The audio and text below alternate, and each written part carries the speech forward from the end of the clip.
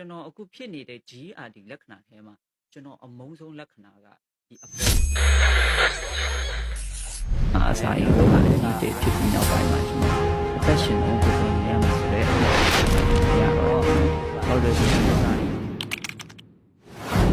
ကျွန်တော်အခုဖြစ်နေတဲ့ GRD လက္ခဏာထဲမှာကျွန်တော်အမုန်းဆုံးလက္ခဏာကဒီအပေါ်လေတက်တာခဏကိုတက်ခုထိလဲကျွန်တော်ဒီလက္ခဏာဖြစ်သေးတယ်အရင်လိုတော့အချိန်မေးတကယ်နဲ့အဲ့လိုမျိုးဆိုးဝါးကြီးတော့ကျွန်တော်မဖြစ်တော့ဘူးเนาะခုကကြတော့ကျွန်တော်ဒီအစားစားတဲ့ချိန်အစားနောက်ကျတဲ့ချိန်ဒီအစားစားတာများတဲ့ချိန်ရံဖန်ရံခါကျွန်တော်ဒီလေတက်တာပေါ့เนาะအရင်ဆိုကျွန်တော်အလုပ်တောင်ကောင်းကောင်းမလုပ်လို့မရဘူးအချိန်မေးလေတက်တာအာယုံအရင်နောက်တယ်ဒီလူများကြားထဲမှာလည်းတ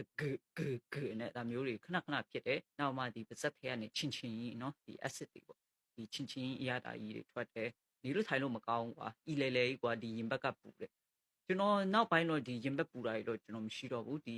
အစာအိမ်အောက်နာတွေတော့ကျွန်တော်မရှိတော့ဘူးဒီလေတက်တာပဲပေါ့နော်ဒါပဲကြံတယ်အခုထိလဲဒီလေတက်တာပဲကြံတယ်ဒါပေမဲ့အရင်လိုတော့အချိန်ကြီးမများတော့ဘူးเนาะကြီးရဒီလက္ခဏာကျွန်တော်တို့တယောက်နဲ့တယောက်နဲ့မတူကြဘူးလက္ခဏာပြတာသူ့ရဲ့အခြေအနေနဲ့ကိုယ့်ရဲ့အခြေအနေမတူဘူးပေါ့နော်အမှကွဲပြားပြီးတော့ယောဂလက္ခဏာလည်းသူအဆင့်နဲ့အဆင့်ပေါ့နော်ကွဲပြားခြားနားကြတယ်ဒါပေမဲ့များတော့အဖြစ်ကြတဲ့လက္ခဏာတွေကြကျွန်တော်ရင်ဘက်ကြီးပူပါပေါ့နော်ဘာလို့လဲဆိုရင်ဒီအစာအိတ် acid အထွက်များလို့ရင်ဘက်ပူတာဒါအများဆုံးဖြစ်ကြတယ်နောက်တဖြည်းဖြည်းနဲ့အဆင့်ကတိုးလာပြီဆိုရင်ဘယ်အဆင့်တွေရောက်လာလဲဆိုလေချောင်းပေါ့နော်လေချောင်းမှာတစ်ဆူရေးဖြစ်တာလို့ဒီနောက်မှာတစ်ခုခံနေတာလို့အဲ့လိုမျိုးအဆင့်တွေထိရောက်တာပေါ့နော်ကျွန်တော်ရဲ့လက္ခဏာကတော့အပေါ်လေးတကယ်နဲ့တက်တဲ့လက္ခဏာပေါ့ကျွန်တော်ဒီလိုစိတ်တွေမတည်ငြိမ်တာလို့လောတာလို့အမျိုးတွေစိုးရင်ပူပန်တာလို့အဲ့လိုအခြေအနေဆိုရင်တော့ပို့ထားတာပေါ့အခုလိုမျိုးကိုဝါနာပါတဲ့ဟာကိုလုပ်နေရတဲ့အချိန်အခုချိန်မှာကျွန်တော်စကားပြောနေရတဲ့အချိန်ဒီလိုမျိုးပေါ့နော်စကားပြောနေတဲ့အချိန်ဆိုရင်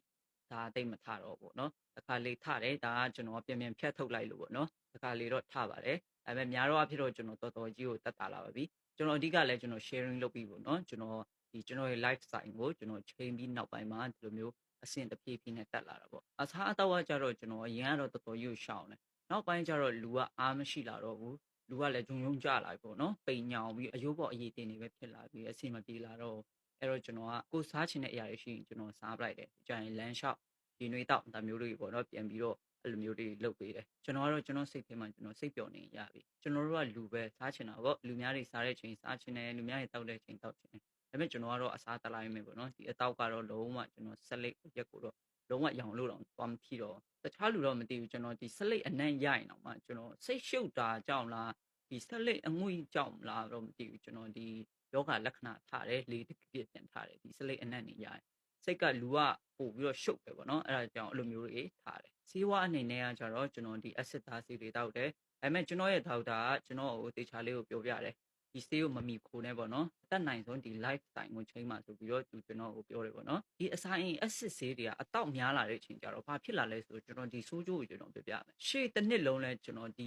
acid သားဆေးတွေနဲ့ပဲကျွန်တော်တောက်လာအစာအိမ်ဆေးတွေပေါ့နော်ပြောရမယ်ဆိုအစာအိမ်ဆေးတွေနဲ့ပဲကျွန်တော်တောက်ပြီးတော့ကျွန်တော်ဖြတ်ကျော်နေရပေါ့နော်အဲ့တော့နောက်ပိုင်းလဲဒီကြီးရတွေဖြစ်တဲ့ချိန်မှာလဲကျွန်တော်ဒီ acid ဆေးတွေပဲပြန်မှတောက်နေတယ်အဲ့တော့ဆိုးကျိုးအနေနဲ့ဘာဖြစ်လာလဲဆိုအစာကောင်းမကြည့်တော့ကျွန်တော်ဘာစားအစာကောင်းမကြည့်တော့ဘူးနောက်ပြီးတော့ဝမ်းသွားတိုင်းဒီကိုစားထားတဲ့ဟာတွေကပြန်ထွက်တယ်လုံးဝအာဟာရစုပ်ယူနိုင်စွမ်းလည်းမရှိတော့ဘူးเนาะဒါကကျွန်တော်တို့ acid